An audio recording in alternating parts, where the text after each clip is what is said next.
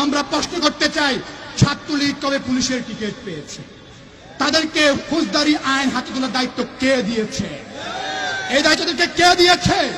আওয়ামী লীগ বাংলাদেশকে যে জায়গায় নিয়ে যাচ্ছে, আওয়ামী লীগ বাংলাদেশকে যে জায়গায় ঠেলে দিচ্ছে, আমরা তো মনে করি আওয়ামী লীগ যে রাষ্ট্র উন্মুক্ত করছে, যখন আপনাদের মাথায় রাখতে হবে আজীবন আপনারা ক্ষমতায় থাকতে পারবেন না। আজকে যে সকল নয়া নয়া ডাইমেনশন দিয়ে বিরোধী দলকে দমন করার চেষ্টা করছেন, বাংলার মানুষ আপনারা যখন বিরোধী দলে যাবেন তখন নিশ্চয়ই মাথায় রাখতে হবে এগুলো আপনাদের উপরে প্রয়োগ করা হবে ইনশাআল্লাহ। বাংলার মানুষ আপনাদেরকে ছাড় দিবে না।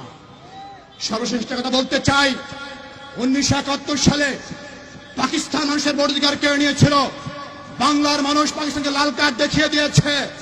1971 সালে পাকিস্তান বাংলার মানুষের ভোটাধিকার কেড়ে নিয়েছিল, বাংলার মানুষ পাকিস্তানকে প্রত্যাখ্যান করেছে।